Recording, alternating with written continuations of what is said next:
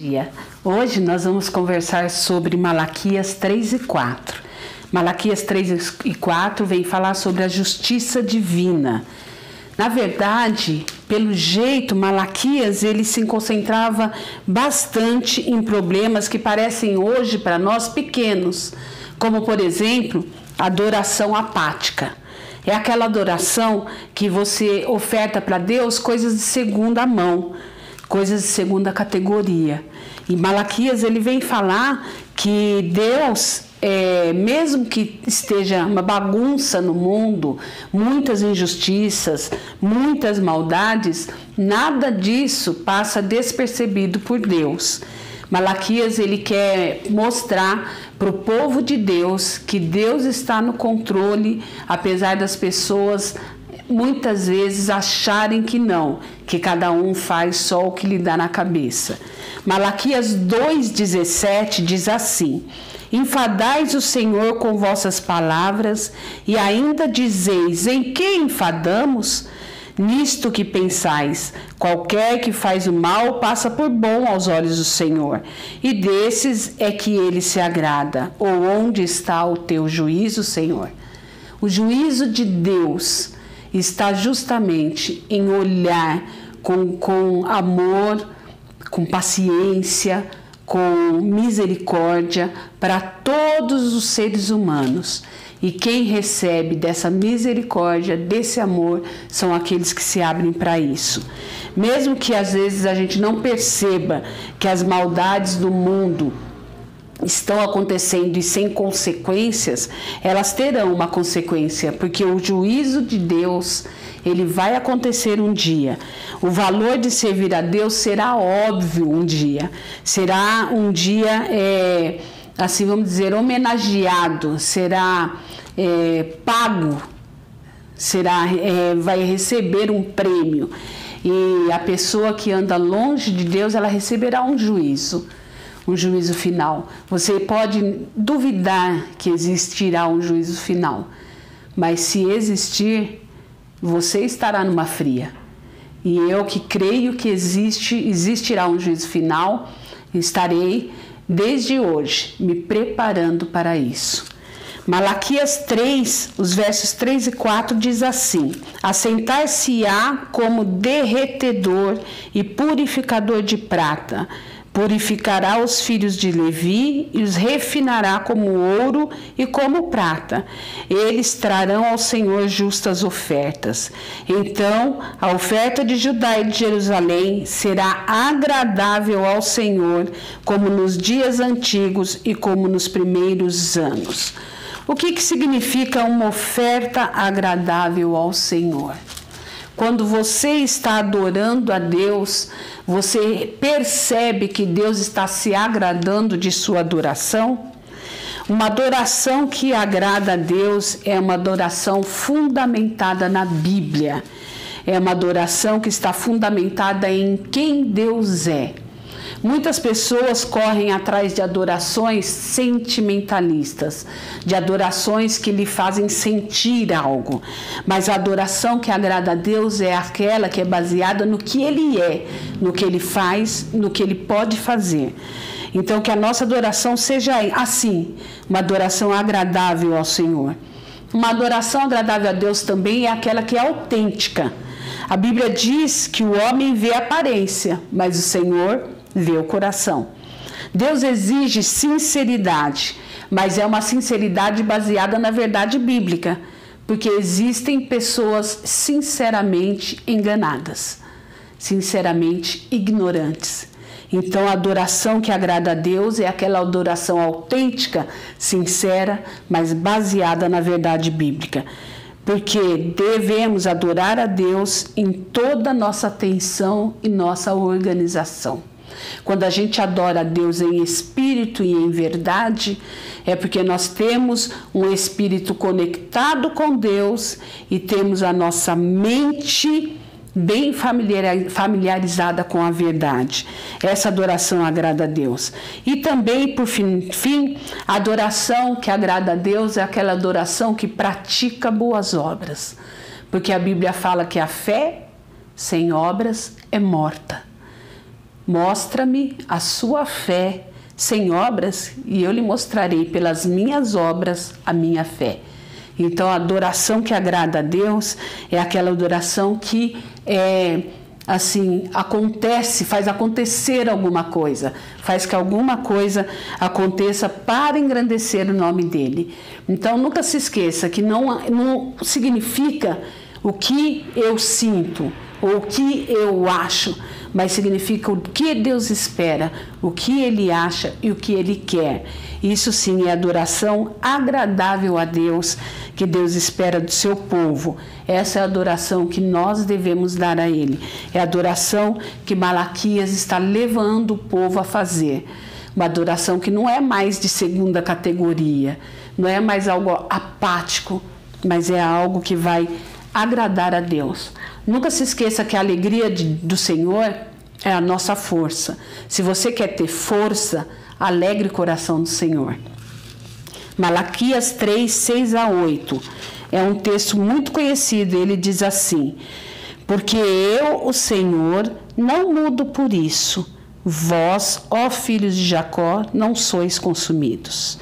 Desde os dias de vossos pais, vos desviastes dos meus estatutos e não os guardastes. Tornai-vos para mim, e eu me tornarei para vós outros, diz o Senhor dos Exércitos. Mas vós dizeis: em que havemos de tornar? Roubará o homem a Deus? Todavia vós me roubais e dizeis: em que te roubamos?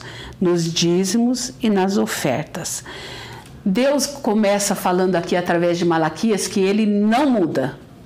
Quem muda somos nós. Deus, Ele continua o mesmo. E a gente muda de humor todos os dias, às vezes mais de uma vez no dia, mas Ele não. E Ele prometeu o cuidado de nós, né, como povo dEle.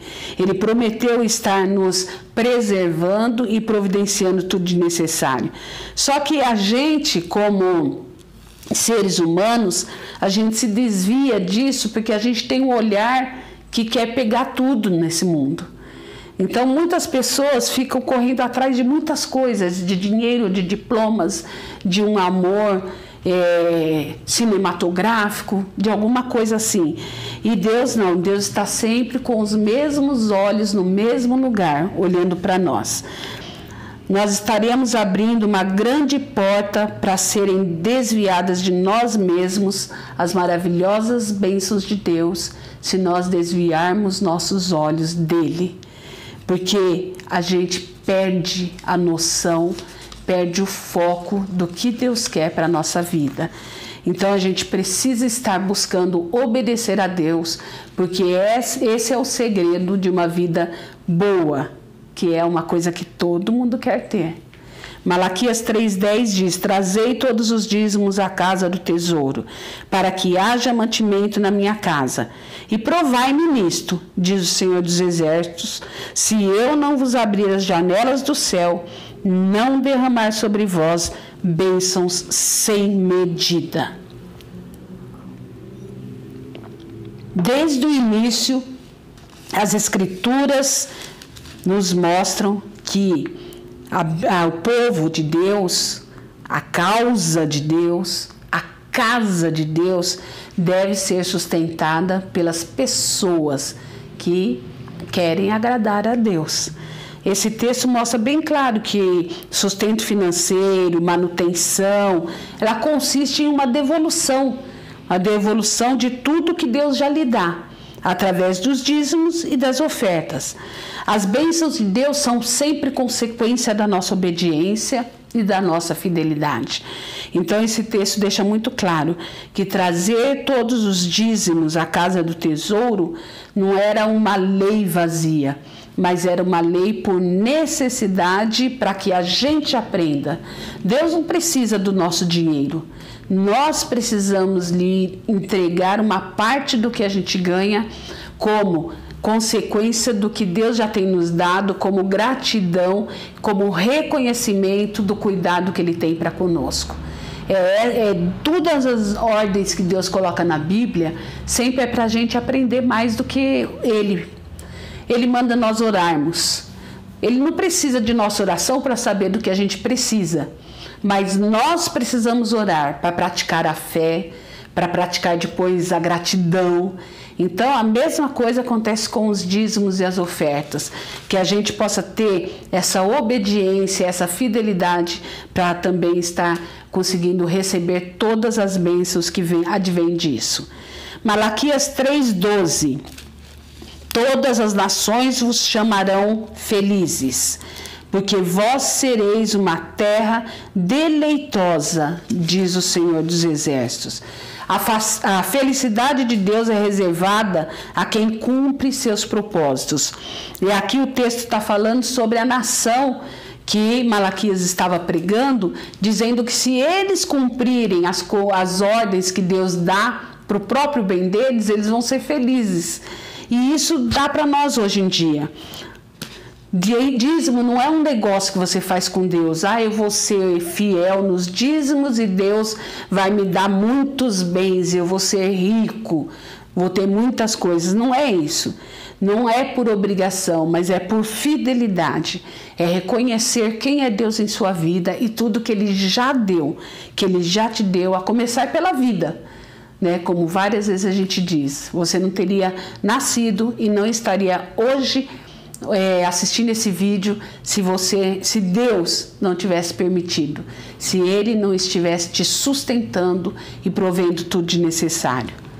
Malaquias 3, 17 e 18 diz assim: eles serão para mim particular tesouro, naquele dia que preparei, diz o Senhor dos Exércitos. Poupa-los-ei como um homem poupa seu filho que o serve. Então vereis outra vez a diferença entre o justo e o perverso, entre o que serve a Deus e o que não o serve. No dia do juízo do Senhor, nós veremos toda a diferença entre os que servem a Deus e os que não o servem. Definitivamente Deus vai mostrar como Ele protege, como Ele cuida daqueles que o servem, porque esses são um tesouro particular de Deus, deixando bem claro, quem serve com fidelidade jamais perderá sua recompensa. Hoje, no dia de hoje, pode parecer que está muito longe, que talvez isso não exista, mas o dia do juízo de Deus, isso vai acontecer, isso vai existir. Eu assisti um filme esses dias de uma máquina que iria destruir Estados Unidos, porque em um certo momento lá eles desobedeceram a orientação dessa máquina. E aí no finalzinho do filme, quando a máquina está quase conseguindo destruir tudo, ele separa um homem, a máquina consegue separar e fecha o homem numa sala, e ele pergunta, mas por que só eu? Aí ele fala, porque você me ouviu. E eu fiquei pensando nesse sentido, a máquina fala para o homem, né? Eu fiquei pensando como que Deus faz conosco, como Ele nos resguarda em meio à destruição, quando a gente ouve a sua voz, quando a gente atenta para o que Ele fala. Malaquias 4:2 diz assim: mas para vós outros que temeis o meu nome, nascerá o sol da justiça, trazendo salvação nas suas asas, saireis e saltareis como bezerros soltos da estrebaria. Aqui temos a menção de um segundo profeta, né, nos versos seguintes.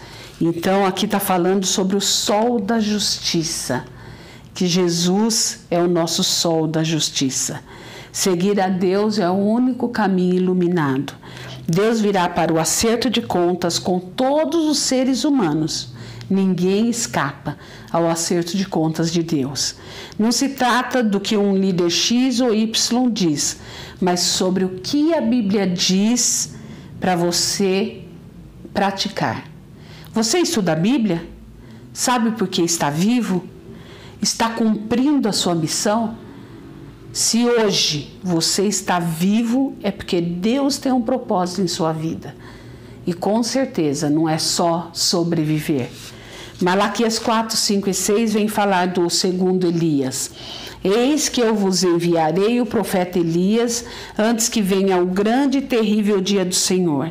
Ele converterá o coração dos pais aos filhos e o coração dos filhos a seus pais, para que eu não venha e fira a terra com maldição. Alguns estudiosos dizem que o segundo Elias se trata de João Batista, pois ele precedeu Jesus Cristo. E hoje nós somos os mensageiros de Deus. Nós somos como os profetas do Antigo Testamento, nós somos até como João Batista, anunciando a salvação de Jesus Cristo. Quem fala da Bíblia é a fonte de instrução e direção para os outros que não a conhecem.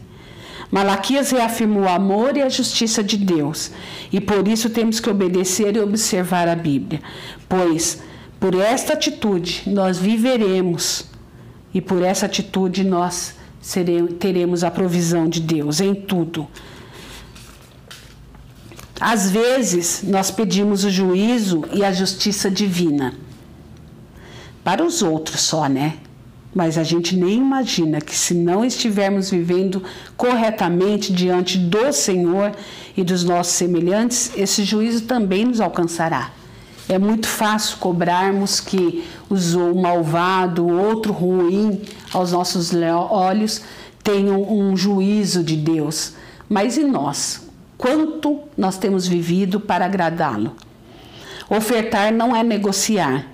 Devemos ser fiéis na entrega de dízimos e ofertas e certamente seremos recompensados por nossa fidelidade, porque Deus não muda, Ele é fiel.